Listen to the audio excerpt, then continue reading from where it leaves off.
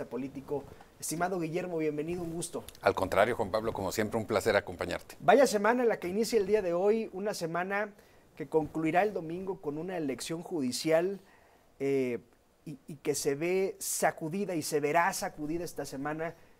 Creo que el pronóstico está claro por las protestas de la Coordinadora Nacional de los Trabajadores de la Educación, Guillermo. Es el pretexto perfecto. Sí. Porque escuchaba cuando hablabas de esta encuesta de participación ciudadana. Yo sigo pensando que va a ser menor al 15%, pero las protestas de los maestros van a servir en la narrativa posterior para decir que no salió a votar mucha gente por las molestias que ellos generan, que además esas molestias son ciertas, todos las sufrimos, tienen secuestrada parte de la capital del país y ya ni qué decir de Oaxaca, donde tradicionalmente han hecho paros que han durado incluso muchos meses. El tema de Oaxaca se me hace totalmente dramático porque independientemente de lo que pidan, el nivel educativo de los niños y de los jóvenes en Oaxaca es paupérrimo por culpa de estos maestros. Ahora, Guillermo, respecto a estas protestas que tienen sentido porque todos tenemos derecho a protestar y exigir, pero las exigencias de la coordinadora están fuera de lugar y están fuera de presupuesto y el gobierno lo dice claro e insiste, no nos alcanza el dinero para cumplir lo que quieren. Entonces, si ellos saben que no les van a cumplir lo que quieren, ¿qué quieren? Es que pareciera un diálogo en una sola vía o jugar frontón, pegarle a la pelota contra una pared, porque efectivamente conocen la situación financiera del gobierno, saben que lo que están pidiendo no es realizable, pero este modo de operar que ya lleva tantos años, al final de cuentas tiene que tener una ganancia de tipo política en el tema del liderazgo interno entre ellos, porque al final de cuentas la coordinadora sigue cobrando cuotas de los sueldos de esos maestros. La coordinadora tiene recursos para hacer el tipo de plantones que vemos, para poderse instalar en el Zócalo, poder pagar carpas, baños, comidas, desayunos. Traslados. Y yo diría que no es cosa barata. Es un negocio. Creo que eso es evidente. Ahí hay algunos líderes que medran con la protesta. Es decir, su forma de ganar dinero es a través de la protesta con lo que cobran de las cuotas, sabiendo que sus peticiones no van a ser atendidas y no por un hecho de cerrazón o de no querer, simple y llanamente porque no se puede. Pero, ¿cómo ellos justifican su liderazgo con sus agremiados? Haciendo esto. Hoy la coordinadora ha mostrado una declaración de Sheinbaum en campaña donde Sheinbaum dice vamos a derogar la reforma de la ley del ISSSTE de 2007, es decir, pareciera que sí hizo un compromiso Sheinbaum en campaña y que hoy al ver las cifras, y las estadísticas y los dineros, pues dicen, híjole. No da. No da, no da. Y en todo caso, el candidato o la candidata en campaña, y no es porque la esté justificando a ella en lo individual, siempre tiende a ofrecer cosas que ya en el gobierno tienes que revisar. Primero, en este caso, si alcanza o no el dinero. No es un tema de voluntades políticas, incluso te diría que en este caso ni siquiera es de ideología.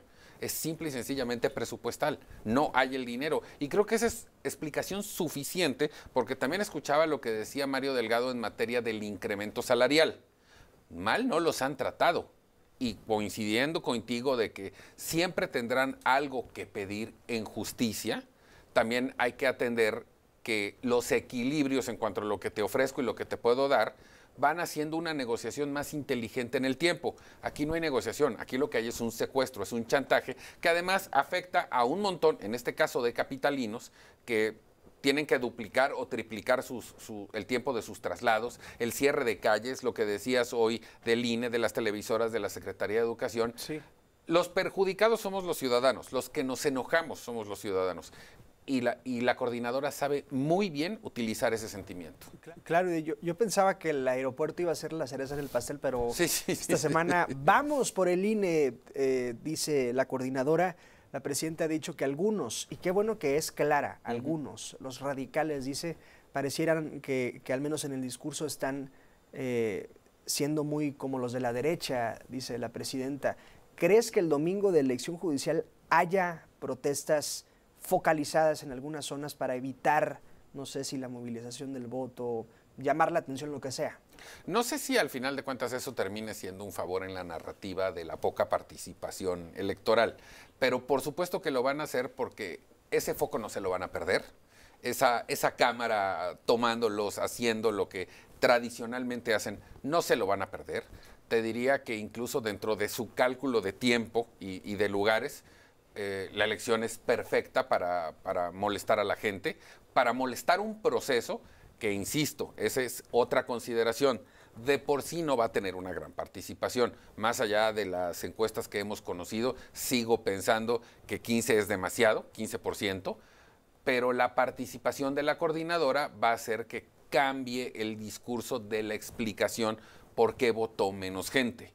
Y la verdad es que como fórmula, pues es perfecta para todos Sí. los que tienen algo que explicar el lunes. Ahora, todas las noches hacemos una encuesta en este espacio y le preguntamos al auditorio quién debe recibir a los maestros de la CENTE. Y yo te preguntaría a ti, Guillermo, ¿quién va a ceder? Porque, a ver, la presidenta dice, yo no los voy a recibir, y la coordinadora dice, yo no me voy a sentar con alguien que no sea la presidenta. Es decir, alguno de los dos involucrados va a tener que ceder. A la larga, creo que va a ser la coordinadora, porque por lo que he visto en términos de la firmeza con la que la presidenta asegura algunas cosas, ya su palabra no va a estar en entredicho. La ventanilla tradicional y natural es el secretario de Educación. Sí. Lo que pasa es que esto les permite a ellos alargar el tiempo del conflicto, el tiempo de las molestias, el tiempo de los bloqueos, como si eso fuera estarle tirando agua a una piedra hasta que a ver qué día se va a hacer un hueco.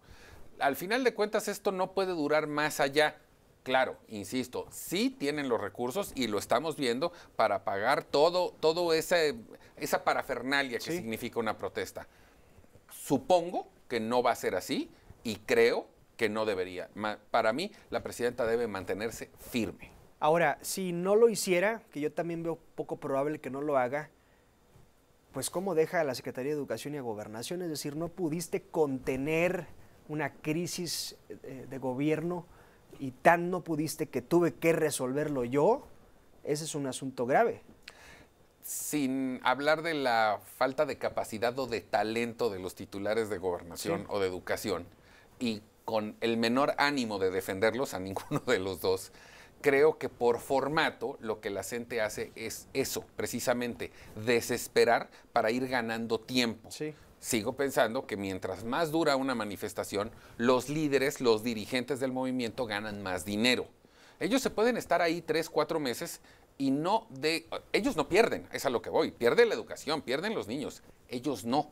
En todo caso, sí los veo con esa paciencia, un poco para desesperar, un poco también para generar que la ciudadanía, en este caso, por ejemplo, la de la Ciudad de México, que es la directamente afectada, eleve otro nivel de queja al gobierno de decir, ya diles que sí, llévatelos, o sea, me están afectando.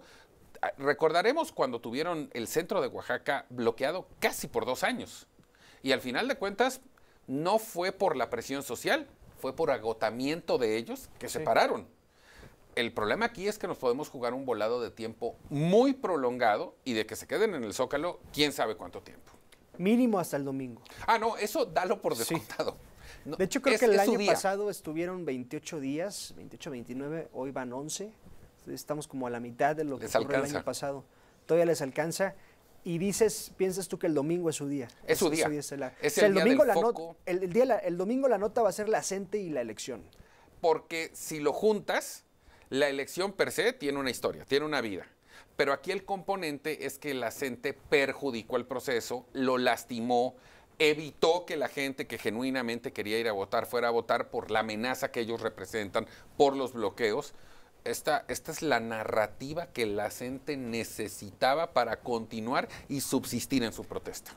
Y quizás decías la narrativa que el gobierno necesita para decir si no salieron fue por culpa de... Si ellos se van el domingo del Zócalo, el Zócalo va a ser ocupado por grupos que están en contra de la reforma al Poder Judicial y a la votación. El que la CENTE permanezca ahí, y no estoy diciendo en absoluto que esto es un acuerdo deliberado o que digamos que le solicitaron a la CENTE que no se vaya, pero le es muy útil porque evitas la otra manifestación. Y como los de la CENTE, al final de cuentas, no están en esto por un tema ideológico en contra de la reforma, aunque lo digan, ellos están por otra batalla, sí van a hacerle un favor a la narrativa de por qué no salió tanta gente a votar. Guillermo, brevemente, Durango y Veracruz, ¿cómo los ves? Hice el análisis precisamente la semana pasada. Veracruz, soberanía absoluta, supremacía de Morena. Durango, peleadísimo, sobre todo Durango capital y Lerdo. Durango tiene un componente político muy importante. Andrés López Beltrán, como secretario de organización del partido, considerando que en Durango gobierna una coalición PRI-PAN, fue personalmente a operar la elección, con todos los recursos y los apoyos que se puedan requerir.